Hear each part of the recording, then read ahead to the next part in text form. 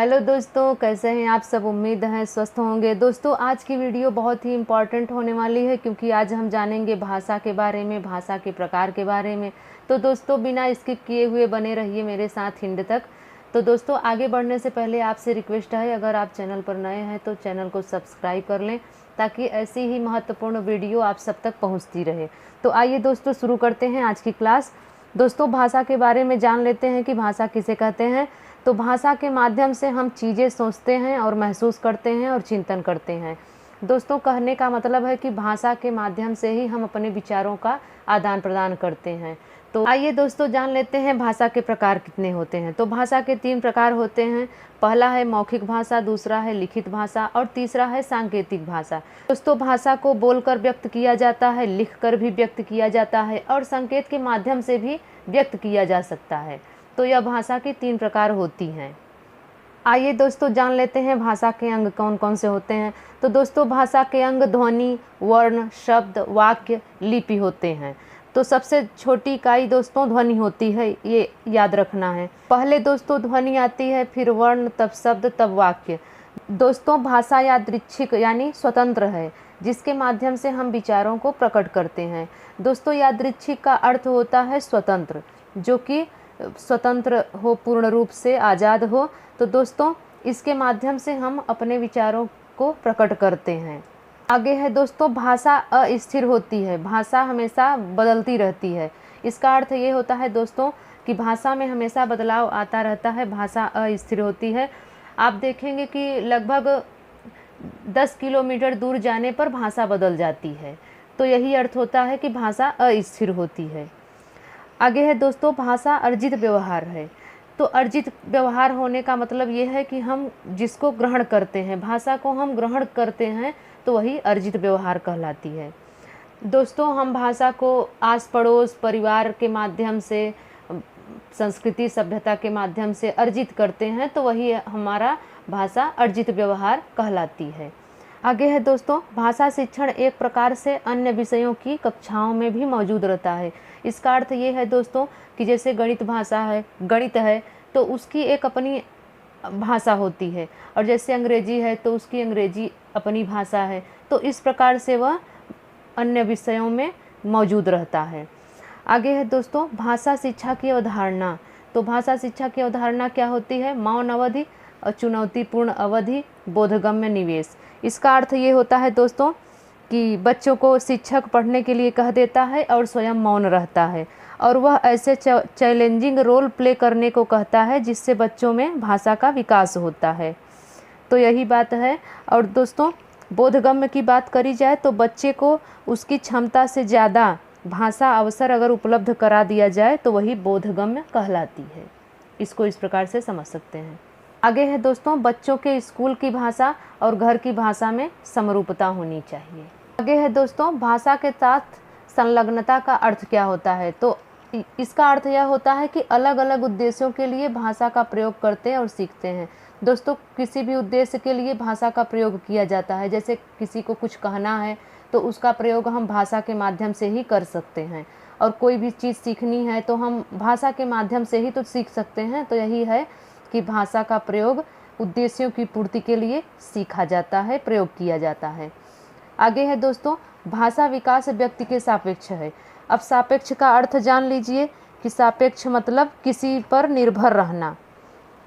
सापेक्ष का अर्थ यही होता है, भाषा विकास निर्भर रहती है। व्यक्ति चाहेगा तो उसका अपनी भाषा का विकास करेगा, नहीं चाहेगा तो नहीं करेगा। तो इसलिए व्यक्ति सापेक्ष होता है भाषा। आगे है दोस्तों, भाषा सांस्कृतिक अनुभव पर आधारित होती है। कहने का अर्थ है दोस्तों कि सबकी संस्कृति अलग अलग होती है, तो वह अलग अलग अनुभव पर आधारित रहती है भाषा। आगे है दोस्तों, भाषा सीखने के लिए समृद्ध परिवेश जैसे बोर्ड, चार्ट, होर्डिंग महत्वपूर्ण है। तो दोस्तों, इसको कैसे समझ सकते हैं? तो भाषा सीखने के लिए समृद्ध परिवेश होना चाहिए। कभी कभी देखिए दोस्तों, तो बोर्ड पर भी लिखा रहता है, चार्ट के माध्यम से भी हम भाषा सीख सकते हैं। तो ये सब महत्वपूर्ण होती है। अब बोर्ड पर क्या लिखा रहता है, जैसे दोस्तों जुझारू, कर्मठ, प्रगतिशील, ये सब भाषाएं आपको बोर्ड पर लिखी मिल जाती हैं। तो इस प्रकार से भी हम भाषा को सीख सकते हैं। आगे है दोस्तों, भाषा एक नियमबद्ध व्यवस्था है। नियमबद्ध की बात कैसे की जाती है? तो नियमबद्ध मतलब कि पहले ध्वनि आता है, तब वर्ण, तब शब्द, तब वाक्य। इस प्रकार से यह एक नियमबद्ध व्यवस्था होती है। आगे है दोस्तों, प्रत्येक भाषा की एक लिपि हो ऐसा आवश्यक नहीं होता, तो ये भी याद रखना है। आगे है दोस्तों, भारत की राजभाषा कौन है? तो भारत की राजभाषा हिंदी है। हिंदी राजभाषा है, न कि राष्ट्रभाषा। कभी कभी दोस्तों बच्चे गलत करके चले आते हैं कि राष्ट्रभाषा हिंदी है, लेकिन में राष्ट्रभाषा नहीं है, हिंदी राजभाषा है। आगे देखते हैं दोस्तों, संविधान की 8वीं अनुसूची में 22 भाषाएं शामिल की गई हैं। ये सभी को याद रखना है कि 8वीं अनुसूची में 22 भाषाओं को शामिल किया गया है। तो वह भाषाएं कौन कौन सी हैं वो भी देख लेते हैं। पहला है असमिया, दूसरा बांग्ला, तीसरा गुजराती, हिंदी, कन्नड़, कश्मीरी, कोंकणी, मलयालम, मणिपुरी, मराठी, नेपाली, ओडिशा, पंजाबी, संस्कृत, सिंधी, तेलुगु, उर्दू, बोडो, संथाली, मैथिली, डोंगरी, तमिल। तो दोस्तों 22 भाषाएं हमारी अनुसूची में शामिल हैं, 8वीं अनुसूची में। तो इससे प्रश्न कैसे बनता है तो वो भी देख लीजिए कि ऐसे प्रश्न बनेगा कि कौन सी भाषा संविधान की 8वीं अनुसूची में शामिल है। तो आपको अलग अलग भाषाएं दे दी जाएंगी और इसी में से कोई एक भाषा दे दी जाएगी। तो आपको वही टिक करना है कि कौन सी 8वीं अनुसूची में शामिल है। तो दोस्तों इसलिए इसको याद रखना बहुत ही ज़रूरी है, क्योंकि पिछली बार ये एग्ज़ाम में पूछा गया था बोडो के बारे में कि कौन सी भाषा अनुसूची में शामिल है, तो वही बोडो पर टिक करना था। आगे है दोस्तों शास्त्रीय भाषाएं। तो शास्त्रीय भाषाएं कितने प्रकार की होती हैं? तो शास्त्रीय भाषाएं 6 प्रकार की होती हैं। पहला तमिल, दूसरा तेलुगु, तीसरा संस्कृत, चौथा मलयालम, पांचवा कन्नड़ और छठा ओडिशा। तो याद रखना है दोस्तों, ये 6 प्रकार की भाषाएं हमारी शास्त्रीय भाषाएं होती हैं, ये याद रखना है। आइए दोस्तों हम भाषाओं के बारे में कुछ और जान लेते हैं जो हमें एग्जाम में देखने को मिल सकते हैं। तो दोस्तों पहला है भाषा के आधारभूत कौशल कौन कौन से हैं? तो आधारभूत कौशल कौन है? तो सुनना, बोलना, पढ़ना और समझना, ये हमारी भाषा के आधारभूत कौशल हैं, तो ये याद रखना है। आगे है दोस्तों भाषा सिखाने का सही क्रम क्या होना चाहिए? तो भाषा सिखाने का सही क्रम सुनना, बोलना, पढ़ना और लिखना होता है, ये याद रखना है। आगे है दोस्तों भाषा शिक्षण का मूल आधार कौन सा है? तो भाषा शिक्षण का मूल आधार मौखिक और लिखित भाषा है, क्योंकि दोस्तों हम अपने विचारों का आदान प्रदान या तो बोलकर करते हैं या फिर लिखकर किया जाता है, तो ये मूल आधार है भाषा शिक्षण का, ये याद रखना है। आगे है दोस्तों शिक्षण कौशलों के विकास के लिए व्यवस्था की जाती है। तो शिक्षण कौशलों के विकास के लिए व्यवस्था की जाती है तो सूक्ष्म शिक्षण की व्यवस्था की जाती है। आगे है दोस्तों हिंदी साहित्य के इतिहास के संबंध में modern vernacular literature of Hindustan किसने लिखा है? तो दोस्तों यह एक किताब है, यह जॉर्ज इब्राहिम ग्रियर्सन ने लिखा है, ये इन्हीं की रचना है। Modern vernacular literature of Hindustan George Ibrahim Grierson की रचना है, ये याद रखना है। आगे है दोस्तों भाषा सीखने में सबसे बड़ा बाधक तत्व कौन सा है? तो भाषा सीखने में सबसे बड़ा बाधक तत्व भाषा में आकलन है। आगे है दोस्तों बालक को किस सोपान से पता चलता है कि उसे क्या पढ़ना है? तो दोस्तों प्रस्तावना से पता चलता है कि बालक को क्या पढ़ना है। दोस्तों आपने देखा होगा कोई भी आप बुक ले लीजिए, उसमें देखते होंगे तो सर्वप्रथम प्रस्तावना लिखा रहता है, तो उसमें यह बताया जाता है कि बच्चा क्या पढ़ेगा, कैसे पढ़ेगा, या उसका टाइम टेबल क्या होना चाहिए, ये सब के बारे में प्रस्तावना में बताया रहता है। आगे है दोस्तों गद्य शिक्षण में काठिन्य निवारण किया जा सकता है। तो अगर गद्य शिक्षण में काठिन्य निवारण यानी कि कठिन कोई शब्द है उसका निवारण कैसे किया जा सकता है? तो दोस्तों या तो फिर चित्र दिखाकर किया जाता है, वस्तु को प्रत्यक्ष दिखाकर या मॉडल दिखाकर। जैसे आपको ताजमहल दिखाना हो बच्चों को तो आप कैसे दिखाएंगे? ताजमहल का चित्र दिखा देंगे तो बच्चे जान जाएंगे कि यही ताजमहल का चित्र है, ताजमहल ऐसा होता है। वस्तु को दिखाकर, जैसे आप पृथ्वी को दिखाना चाहते हैं तो पृथ्वी का मॉडल दिखाकर आप पृथ्वी को दिखा सकते हैं, ग्लोब दिखाकर पृथ्वी को दिखा सकते हैं कि हमारी पृथ्वी ऐसी होती है। तो इस प्रकार से काठिन्य निवारण किया जा सकता है। आगे है दोस्तों, प्राथमिक स्तर पर कविता शिक्षण उपयोगी नहीं होगा। तो कब नहीं उपयोगी होगा? जो कविताएं अंतर्राष्ट्रीय वादों से संबंधित हो। तो ये आपको याद रखना है। आगे है दोस्तों, बच्चों में भाषा प्रयोग की दक्षता विकसित करने के लिए क्या आवश्यक है? तो दोस्तों, बच्चों में अगर भाषा प्रयोग की दक्षता विकसित की जाए तो उन्हें सुनने बोलने की पूरी आज़ादी दी जानी चाहिए, तभी वो अपने भाषा का विकास कर सकते हैं।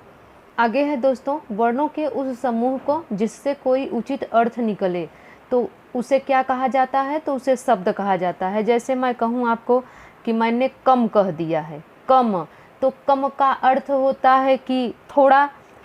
आगे है दोस्तों, भाषा शिक्षण के अंतर्गत वर्तनी संबंधी त्रुटियों का निवारण करना चाहिए। तो हम वर्तनी त्रुटियों का निवारण कैसे कर सकते हैं? तो वर्तनी का शुद्ध उच्चारण एवं लेखन का अभ्यास करवाकर। दोस्तों, जैसे कोई बच्चा है, उसको कठिन लग रहा है, कोई शब्द नहीं लिख पा रहा है, तो उसे शुद्ध उच्चारण करने को कहना चाहिए और उसको लेखन का अभ्यास कराना चाहिए, जिससे कि उसका वर्तनी त्रुटियाँ दूर हो जाएंगी। आगे है दोस्तों, हिंदी भाषा शिक्षण की विधि है। तो हिंदी भाषा शिक्षण की कौन सी विधि है? अनुकरण विधि है, आगमन निगमन विधि है, भाषा प्रयोगशाला विधि है। दोस्तों, आगमन निगमन विधि किसने दिया था? तो आगमन निगमन विधि अरस्तू ने दिया था, ये याद रखना है। आगे है दोस्तों, वह कथन जो आपसी व्यवहार में सामान्य रूप से प्रयुक्त होते हैं। तो वह कौन सा कथन है? तो वह अनौपचारिक कथन है। दोस्तों, अनौपचारिक शिक्षा भी होती है, मैं उसे भी क्लियर कर देती हूँ। यह शिक्षा स्कूल के बाहर की शिक्षा होती है। अनौपचारिक शिक्षा जो होती है वह स्कूल के बाहर शिक्षा होती है और यह समाज से ली जाती है और यह शिक्षा जीवन पर्यंत चलने वाली होती है, ये याद रखना है। लेकिन औपचारिक शिक्षा की बात करी जाए तो औपचारिक शिक्षा स्कूल के अंदर ही ली जाती है। तो मैंने आपको अनौपचारिक तथा औपचारिक कथन दोनों के बारे में बता दिया है। आगे देखते हैं दोस्तों, भाषा शिक्षण की विधियां मुख्यतः निर्भर करनी चाहिए। तो किस पर निर्भर करनी चाहिए? बच्चों के स्तर, आयु और प्रकरण पर। इसका अर्थ क्या होता है दोस्तों कि बच्चों को क्या पढ़ाना चाहिए, उसका लेवल कैसा होना चाहिए, बच्चे के लेवल से ज़्यादा तो हम नहीं पढ़ा रहे हैं, इन सब चीज़ों को ध्यान में रखना चाहिए। आगे है दोस्तों, वह विधि जो संस्कृत से हिंदी शिक्षण में आई है। तो वह सूत्र विधि है जो कि संस्कृत से हिंदी में आई है। आगे है दोस्तों, अनुकरण विधि रचना के लिए उपयुक्त है। तो कौन सी विधि है? तो प्रारंभिक स्तर पर उपयुक्त है। तो वह कैसे जान सकते हैं? प्रारंभिक स्तर पर जो शिक्षक करेगा वह बच्चा भी करेगा। यानी अनुकरण का मतलब होता है नकल करके सीखना। तो जैसा शिक्षक करेगा वैसा बच्चे करेंगे, तो यही है अनुकरण विधि। आगे है दोस्तों, संश्लेषण विधि में सिखाने की प्रक्रिया है। तो कौन सी प्रक्रिया है? तो वर्ण, शब्द, वाक्य। तो दोस्तों, सबसे पहले किसी चीज़ को टुकड़े करके सीखना पड़ता है। जैसे पहले वर्ण आएगा, तब शब्द आएंगे और तब वाक्य बनते हैं। तो ये है संश्लेषण विधि। आगे है दोस्तों, आदर्श विधि क्या है? तो आदर्श विधि अनुकरण विधि का परिष्कृत रूप है। जैसे दोस्तों, इसको इस प्रकार से हम समझ सकते हैं कि जैसे आटे को छलनी से छानते हैं तो जो आटा छानने पर प्राप्त होता है वह शुद्ध होता है, वह परिष्कृत होता है। तो जब एक शिक्षक पुस्तक हाथ में लेकर पढ़ाता है तो यह आदर्श विधि माना जाता है। आगे है दोस्तों, प्रस्तावना का मुख्य उद्देश्य क्या होता है? तो प्रस्तावना का मुख्य उद्देश्य यह होता है कि नवीन ज्ञान ग्रहण हेतु तत्पर करना। दोस्तों, जहाँ पर बच्चे को नए नए ज्ञान को ग्रहण कराने हेतु तैयार करना, तो यही प्रस्तावना का मुख्य उद्देश्य होता है। तो दोस्तों, ये वीडियो आपको कैसी लगी?